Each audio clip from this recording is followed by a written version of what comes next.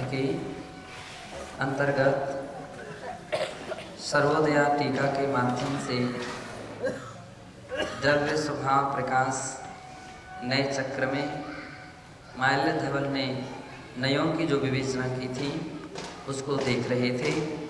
उसी के लिए आगे कहते हैं, नयेषु च व्यवहार निश्चेति नयद्वयम् विशेष तो अध्यात्म तत्व निरूपणे विशेष महत्तम विभरति।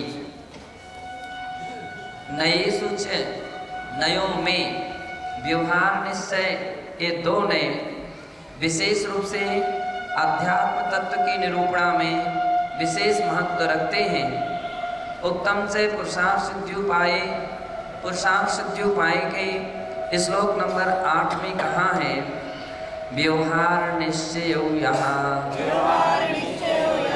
प्रबुद्ध्य तत्त्वेन भवति मध्यस्थः प्राप्नोति देशनाया स एव फलमविकलं शिष्यः।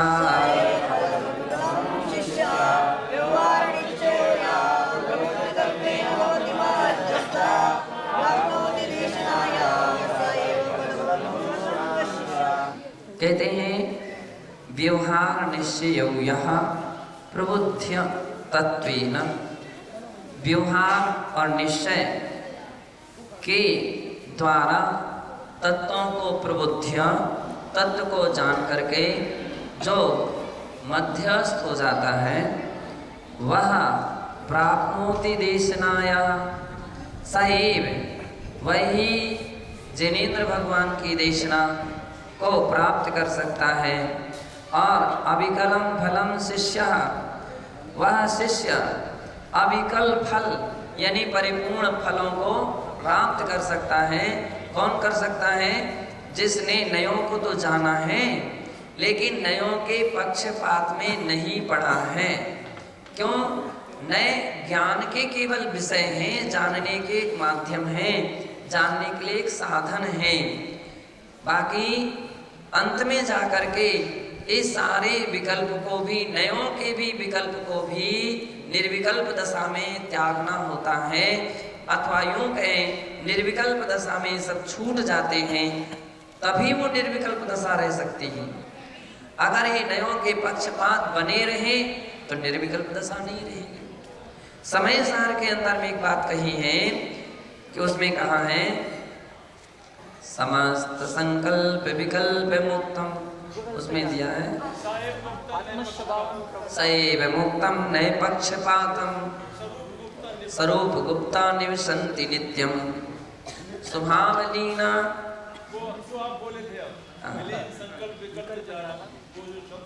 हाँ, अमृत प्रबंधी। कहने का तात्पर्य है कि जो व्यक्ति सभी प्रकार के प्रारंभिक दशा में तो नयों को जानता है और जानना आवश्यक है, बिना नयों के माध्यम से तत्व को जान ही नहीं सकता है। और बिना तत्व को जाने वह अपनी निर्विकल्प दशा को प्राप्त नहीं कर सकता है। इसलिए प्रारंभिक अवस्था में तो जानना आवश्यक है। लेकिन जो परिपूर्ण अवस्था को प्राप्त हो जाते हैं उनके लिए नयों के पक्षपात को छोड़ करके निर्विकल्प दशा में स्थिर होना पड़ता है। तभी वह समय सार के रस को, अमृत रस को पा सकता है। समस्त पक्षम पक्खा तिक्कंतो भण्णति जो सो समय सारो, ऐसी गाथा है। पक्खा तिक्कंत, जो पक्ष से अतिक्रांत हो जाता है, भण्णति जो सो समय सारो, उसके लिए ही समय सार कहा गया। वही समय सार जहाँ पक्षातिक्रांत अवस्था हो जाती है। तो इसलिए यही बात आचार्य अमृतचंद्र महाराज कहते हैं कि तत्वों को जान करके जो उनमें मध्यस्थ हो जाते हैं वे देशना के फल को, अविकल फल को यानी परिपूर्ण फल को प्राप्त करने वाले शिष्य होते हैं। प्रस्तुत गाथायाम निश्चय व्यवहारम भणिनम इति कथनेन अस्ति ग्रंथस्य एकांगित्वं प्रत्याख्यातम। प्रस्तुत गाथा में निश्चय और व्यवहार यह वाक्य कहा है, इससे ग्रंथ में एकांगित्व का प्रत्याख्यान है। एकांगित्व का प्रत्याख्यान यानी किसी एक अकेले नय को आश्रय नहीं लिया गया, किसी एक ही नय की प्रधानता से बात नहीं है, दोनों नयों को यथाविधि आचार्य महाराज ने उसका आश्रय लिया है। तो इसलिए आचार्य महाराज कह रहे हैं एकांगी पने का, एकांत मत का प्रत्याख्यान हो गया। हाँ, हर शब्द व्यवहार निश्चयात्मिक निरूपण युक्त ग्रंथस्य मध्यस्थतयाध्यात्म ध्यानं विधाय स्वात्मेतं कर्तव्यमिति प्रेरणा च यत्र एव दत्ता प्रवर्तते। अर्थात व्यवहार निश्चयात्मक निरूपण से युक्त यह जो ग्रंथ है उसके मध्यस्थतया, इन दोनों में मध्यस्थता ही अध्यात्म ध्यान है, ऐसा विधाय कह के स्वात्मेतं कर्तव्यम, अपनी आत्मा का हित करना चाहिए, इति प्रेरणा से यत्र एव दत्ता प्रवर्तते। इस प्रकार से आचार्य महाराज के द्वारा प्रेरणा दी गई है कि नयों को जान करके उनमें मध्यस्थ होना चाहिए और अंत में अध्यात्म जो ध्यान है उसको प्राप्त करने का अपना हित करना चाहिए, ऐसा कहा। संप्रति निश्चय व्यवहारनयोः स्वरूपादिकं विचारयामः। अब यहाँ निश्चय व्यवहार ये दोनों नयों के स्वरूप आदि को यहाँ पर हम सब विचार करते हैं। निश्चय नयः व्यवहार नयश्चेति दो मूल नयो स्तः। निश्चय नय और व्यवहार नय ये दो नय सभी नयों के मूल भेद हैं, ऐसा कहा है। उत्तम से आलाप पद्धतो, आलाप पद्धति के सूत्र नंबर 40 गाथा नंबर 4 में कहते हैं निश्चय व्यवहार नया मूल भवेया नयाण सवाणम।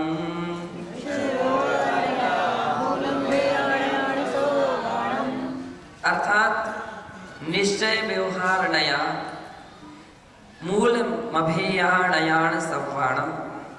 सव्वाणम नयाण, सभी नयों में निश्चय और व्यवहार ये मूल दो भेद हैं, इति ऐसा यहाँ कहते हैं। तत्र आत्माश्रितो निश्चय नयः, जो आत्मा के आश्रित हैं और निश्चय नय है, और अथवा अभिन्न कर्ती कर्मादि विषयो निश्चय नयः, जिसमें कर्ता कर्म आदि जो षट कारक हैं वो अभिन्न रूप में रहते हैं। अभिन्न रूप से जो कथन करता है, अभेद रूप से कथन करता है और निश्चय नय है। एस द्रव्याश्रितत्वात् केवलस्य जीवस्य स्वाभाविकं भावम् अवलंब्य उत्पलमानः परभावं परस्य सर्वम् एवं प्रतिषेध्यति। एवं द्रव्याश्रितत्वात्, और ये जो नय है, निश्चय नय है, ये द्रव्य के आश्रय से हुआ करता है। केवलस्य जीवस्य स्वाभाविकम, केवल जीव के स्वाभाविक भावम आलम्ब्य, जो स्वाभाविक सहज साध्य रूप अवस्था है, ऐसे अपने साध्य रूप अवस्था का, भाव का, तत्व का आलम्बन करके और परभावम परस्य सर्वम प्रतिषेध्यति, तो निज भाव का तो आश्रय लेता है और परभाव के आलम्बन का प्रतिषेध करने वाला निश्चय नहीं हुआ करता है। निश्चय ने प्रभाव का आलम्बन से प्रतिषेध करता है। प्रतिषेध का अर्थ निषेध करता है, विधि और निषेध। क्योंकि अगर पर पे व्यक्ति लगा रहेगा तो निश्चय स्वरूप को पा नहीं सकता है, क्योंकि निश्चय तो पर से भिन्न दशा है और पर से भिन्न दशा है, वह एक द्रव्यात्मक अभिन्न दशात्मक अवस्था है। इसलिए यहाँ कहते हैं कि वह पर भाव का निषेध करते हैं। अथवा और खुलासा कर दिया, निश्चय ने अभेद विषय। समय सार के अंदर में आचार्य जयसेन महाराज ने इसी प्रकार की परिभाषा दी है। आलाप पद्धति में यही बात कही है, अभेद विषयो निश्चय। जो अभेद का विषय करता है वह निश्चय नहीं होता है। अथवा भेदानुच्चारतया वस्तु निश्चयते एन सा निश्चय। अनुच्चार से वस्तु का जो निश्चय करता है वह निश्चय है। इस निश्चय ने हो द्विविधा, यह निश्चय ने भी दो प्रकार से हैं। शुद्ध निश्चय अशुद्ध निश्चय। एक शुद्ध निश्चय ने और दूसरा अशुद्ध निश्चय ने। एतयोः निरुपाधिक गुण्य भेद विषय का शुद्ध निश्चय, जो निरुपाधि उपाधि रहित गुण और गुणी में अभेद का विषय करता है वह शुद्ध निश्चय ने है। आलाप पद्धतियां में अपन सब पढ़ चुके हैं कि शुद्ध निश्चय ने क्या होता है, वह गुण गुणी में। और कैसे गुण गुणी, तो शुद्ध निश्चय ने से जो निरुपाधिक गुण है। निरुपाधिक का अर्थ है वैभाविक परिणति से रहित। ओ ऐसे निरुपाधिक गुण गुणी में अभेद विषय का अभेद रूप से विषय करता है, उसका नाम शुद्ध निश्चय है। यथा केवल ज्ञानादयो जीवः, जैसे कि केवल ज्ञान आदि जीव हैं, ऐसा। शुद्ध निश्चय ने जीवो राग द्वेषादि विभाव परिणाम रहितः। शुद्ध निश्चय ने से जीव राग द्वेषादि विभाव परिणामों से रहित है। द्रव्य भाव कर्म रहितश्च स्वीक्रियते। और द्रव्य भाव जो द्रव्य कर्म भाव कर्म से रहित, और तीसरा भी विकल्प लगा लीजिए, द्रव्य कर्म भाव कर्म नो कर्म, तीनों से रहित जो अवस्था है उसको स्वीकार करता है। यथा पुत्रोत्पत्तो स्त्री पुरुषेति उभय संयोगा आवश्यकः। जैसे पुत्र की उत्पत्ति में स्त्री पुरुष के दोनों के संयोग की आवश्यकता होती है। यथा चे सुधा हरिदा संयोगेन एव वर्ण विशेषोत्पत्ति जायते। सुधा यानी चूना, हरिद यानी हल्दी, चूना हल्दी इत्यादि के संयोग से ही वर्ण विशेष की उत्पत्ति होती है। ना एकेन अन्यतरेण वा। अब वो तीसरा जो कलर है वो अकेले एक से नहीं होता है, ना तो चूने से हो सकता है और ना हल्दी से उत्पन्न हो सकता है। अथवा वह तदुत्पत्ति ही, केवल एक से उसकी उत्पत्ति नहीं हो सकती है। और एक ही अंतरेण वा, एक के बिना से भी उत्पत्ति नहीं हो सकती है। तथैव उसी प्रकार से रागादि उत्पत्ति अपि जीव कर्मेति उभय संबंधेन एव संभवा नान्यथा। राग आदि की जो उत्पत्ति होती है, अब वो राग आदि उत्पन्न हुआ है तो राग कैसे उत्पन्न, क्या अकेले जीव स्वभाव से राग हो रहा है क्या? क्या अकेले पुद्गल से राग हो रहा है क्या? नहीं, दोनों अपने स्वभाव को छोड़ रहे हैं। जीव ने अपने स्वभाव को छोड़ा है और पुद्गल ने भी अपने स्वभाव को छोड़ा है। दोनों वैभाविक परिणति को प्राप्त हुए हैं, तभी राग आदि की उत्पत्ति होती है। कहते हैं राग आदि उत्पत्ति अपि जीव कर्मेति उभय संबंधेन एव। अकेले जीव अकेले में राग भाव नहीं उत्पन्न हो सकता है। पर का संयोग ना हो तो राग किसका, किसके प्रति राग?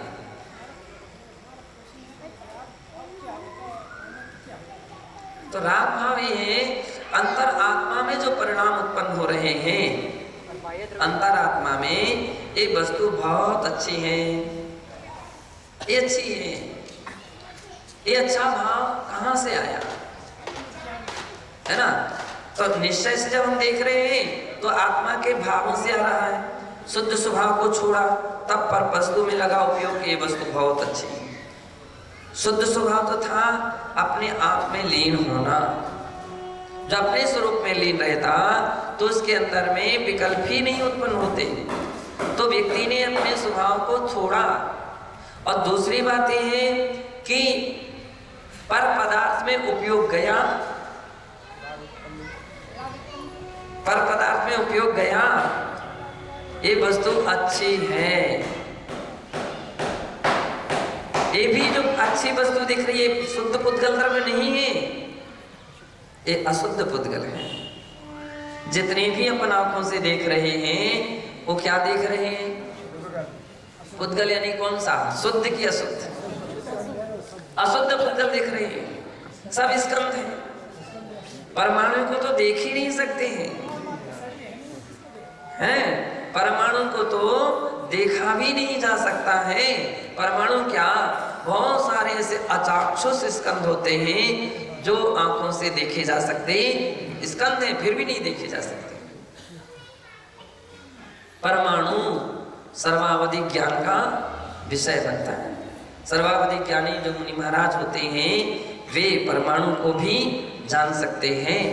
तो अभी जो वर्तमान में अपन देख रहे हैं ये तो अशुद्ध दशा है, स्कंद दशा है।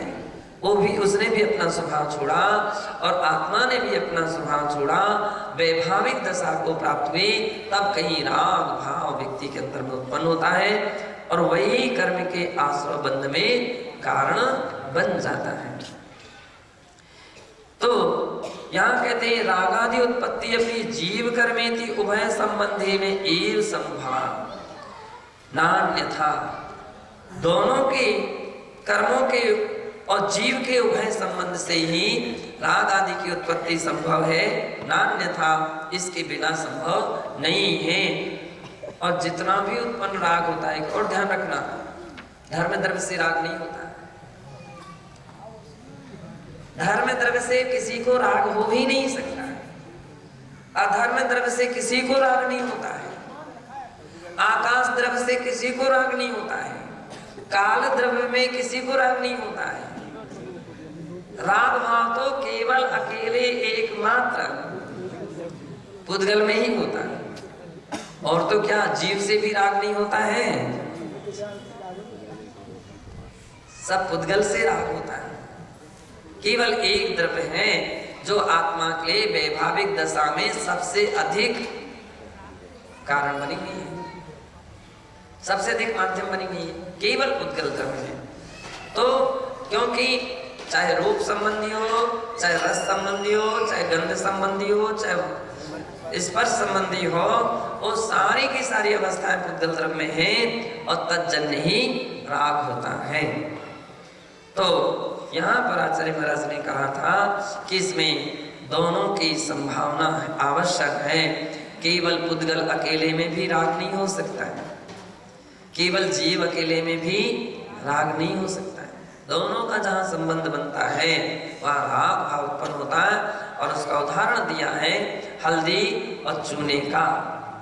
जो तीसरा कलर उत्पन्न हो रहा है ना तो अकेले हल्दी का है और ना अकेले चूने का है। हल्दी और चूने दोनों ने अपना स्वभाव छोड़ दिया। हल्दी का स्वभाव पीला था और चूने का सफेद था। दोनों ने अपने अपना स्वभाव छोड़ दिया तो तीसरा कलर प्रारंभ हो गया, तीसरी अवस्था प्रारंभ हो गई। तो आचार्य महाराज कह रहे हैं इससे राग उत्पन्न होता है। किंतु शुद्ध निश्चय नयो हो जीव द्रव्य कर्मणो हो संयोगमपि ना विषयी करोति। शुद्ध निश्चय ने जीव और द्रव्य कर्म के संयोग से ना विषयो करोति। शुद्ध निश्चय नहीं है ना, इसलिए जीव और द्रव्य में कौन सा पौद्गलिक द्रव्य में या जीव द्रव्य कर्म में संबंध को स्वीकार नहीं करता है। कौन नहीं करता है? शुद्ध निश्चय ने इस प्रकार के संबंध को स्वीकार नहीं करता है। इसलिए अतो जीवस्य रागादि उत्पत्ति प्रसंगा एव नोत्पद्यते। शुद्ध निश्चय से कहा जाए तो क्या शुद्ध निश्चय से जीव में राग भाव उत्पन्न हो सकता है क्या? शुद्ध निश्चय से नहीं हो सकता है, अशुद्ध निश्चय से तो उत्पन्न हो सकता है। शुद्ध निश्चय से जीव के अंदर में राग भाव उत्पन्न नहीं हो सकता है। हाँ, चित्त भी नहीं है, केवल चेतना रहती है। अतो रागादि उत्पत्ति प्रसंग एव नोत्पद्यते एवं शुद्ध निश्चय बंध एव नास्ति। इस प्रकार से शुद्ध निश्चय से बंध ही नहीं है। बंधाभावात् मोक्षोपि न, और बंध का अभाव है तो मोक्ष भी नहीं। सिद्ध निश्चय से मोक्ष हो सकता है किसी का? बंध ही नहीं है, मोक्ष किसका? मोक्ष तो उसको कहते हैं जो बंधा हुआ हो वो छूट जाए तो उसको अपन बोलते मुक्त हो गया, और जो बंध ही नहीं है तो फिर मोक्ष कहां से आएगा? किसका मोक्ष है? वो बंधे ही नहीं है, बंधे ही नहीं है। तो कहने का तात्पर्य है कि आचार्य महाराज कह रहे हैं शुद्ध निश्चय से बंधी नहीं है तो मोक्ष का भी अभाव है ना। मोक्षाभावे सती संसारोपि न, और जहाँ मोक्ष नहीं है तो संसार भी नहीं। अत्र विषय दृष्टांतरापि प्राप्यते, इस विषय में दूसरा दृष्टांत भी प्राप्त होता है। विवक्षित एक देश शुद्ध निश्चय रागादया कर्म जनिता इति द्रव्य संग्रह से टीकायां प्रतिपादितम्। विवक्षित एक देश शुद्ध निश्चय, अब देख लीजिए नयों के बहुत बहुत गहन वन है, नए गहन वन है। आचार्यों ने कितना सुंदर व्याख्यान किया कि विवक्षित एक देश शुद्ध निश्चय से रागादया कर्म जनिता इति, रागादि भाव जो है कर्म जनित भाव है। क्यों कहते हैं राग उत्पन्न क्यों हुआ? कर्म के उदय से। कौन से कर्म के उदय से? मोहिनी कर्म में कौन सा मोहिनी? चारित्र मोहिनी कर्म के उदय से व्यक्ति के अंदर में राग आदि विभाव परिणति हुआ करती है, विभाव भाव हुआ करते हैं। ऐसा द्रव्य संग्रह की टीका में गाथा नंबर 57वीं की टीका में कहा है। एवं परमात्म प्रकाश से टीकायाम निरूपितम, इसी प्रकार से परमात्म प्रकाश के पहले अध्याय के 64-65 में दोहक छंद की टीका में कहा है कि यदा अशुद्ध निश्चयेन सुख दुखादयो जीवस्य वर्तन्ते रागादयो जीव जनितः जीवस्य भावबंधस्य भवति।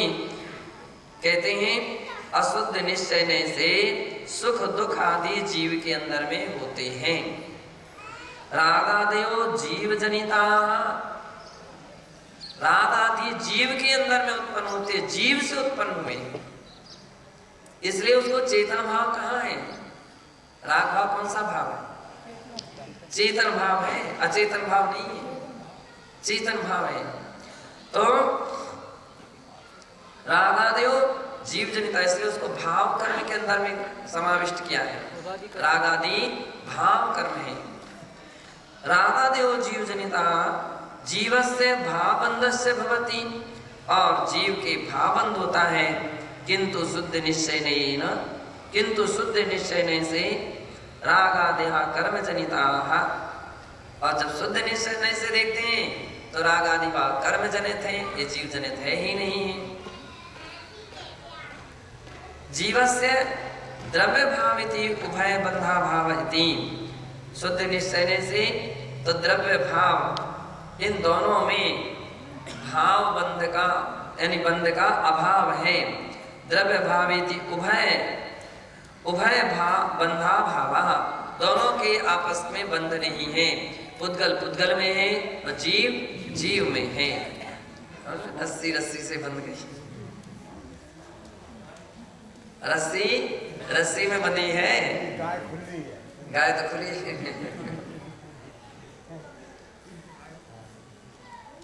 लेकिन फंस गई जाएगा। रस्सी में रस्सी बंध जाने पर भी तो बंधा क्या है, कर्म से कर्म बंधा है। लेकिन जीव भी बंध गया, क्यों बंधा? वो अपनी स्वाभाविक परिणति को खोया, बंधन को प्राप्त हो गया। तो आचार्य महाराज कह रहे हैं अगर दोनों अपने स्वभाव में रहते तो बंध ही संभव नहीं था। दोनों में बंध का भाव रहता, ना पुद्गल बंध सकता था। बंधा कौन है? दोनों बंध गए। रस्सी की भी स्वतंत्रता समाप्त हो गई।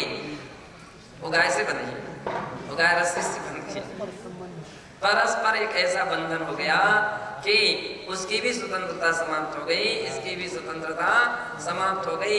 कर्म भी अब चाहे स्थिति बंध के पहले निकलना चाहे, छूटना चाहे तो नहीं छूट सकता है, उसको भी सजा मिल गई है। और जीव भी चाहे कि उसके पहले कोई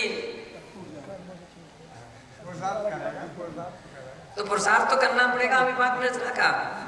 यदि कुछ ना करे तो जीव बंधा हुआ है, बंधा हुआ है ना। और उसमें भी पुरुषार्थ कब तक चालू होता है? पुरुषार्थ तब तक संभव हो सकता है जब तक उसकी आबाधा काल, आबाधा काल निकल गया तो फिर उदय में आएगा, अपना फल देगा। कर्मोपाधि समुत्पन्न गुण गुणिनो अभेद विषयो नयो शुद्ध निश्चय नया। शुद्ध निश्चय की परिभाषा, कर्मोपाधि समुत्पन्न, कर्म की उपाधि से उत्पन्न होने वाले गुणिनो अभेद विषयों, गुणों गुणियों में जो अभेद विषय है वह अशुद्ध निश्चय नया, वो अशुद्ध निश्चय नहीं है। यथा मति ज्ञानादयो जीव इति। आलाप पद्धति के सूत्र हैं पूरे के पूरे। हाँ, अशुद्ध निश्चय नहीं से कहा जाता। मति ज्ञान जीव का स्वभाव है, मति ज्ञान ही जीव है, मति ज्ञानी जीव, श्रुत ज्ञानी जीव, अवधिज्ञानी जीव, मना प्रज्ञानी जीव। अशुद्ध निश्चय नहीं से ऐसा कहा जाता है। ये संसारी जीव है, इतरस जीव है, स्थावर जीव है। कौन से नहीं से? अशुद्ध निश्चय नहीं से। अशुद्ध निश्चय नहीं से ऐसा कहा जाता क्योंकि कर्मोपाधि समुत्पन्न, कर्मोपाधि से उत्पन्न होने वाली गुण और गुणियों में जो अभेदता आ रही है वह अशुद्ध निश्चय नहीं है। अशुद्ध निश्चय नहीं ना सकल मोह रागादि भाव कर्मणाम कर्ता भोक्ता जीव इति स्वीक्रियते। अशुद्ध निश्चय नहीं से सकल मोह रागादि भाव कर्मों का जीव करता भी है और भोक्ता भी है। उग्गल कम्मादीनम कर्ता,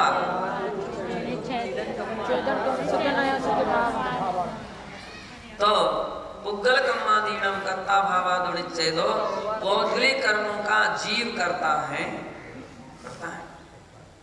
लेकिन अशुद्ध निश्चय से करता है, ना कि शुद्ध निश्चय से। ये अपने लिए बिल्कुल बराबर ध्यान रखना पड़ेगा कि जीव करता है तो किसके? अशुद्ध निश्चय से है। तो जीव कर्मों का कर्ता भी है और कर्म के फलों का भोक्ता भी है।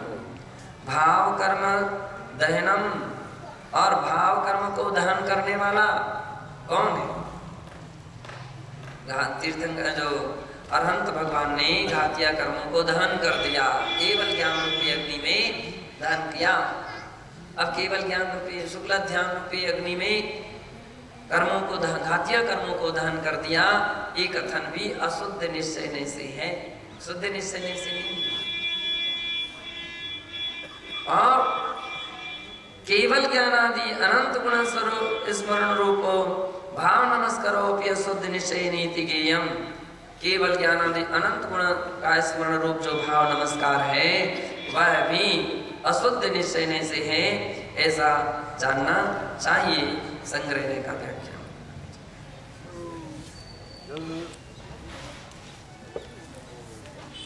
अथा प्राज्ञिक स्वाध्याय निष्ठात्मक क्रियायां पूर्वाचार्य अनुक्रमे सकल कर्मण से भाव पूजा उत्तरास्तोषमीतम श्री श्रुतवंती कायुष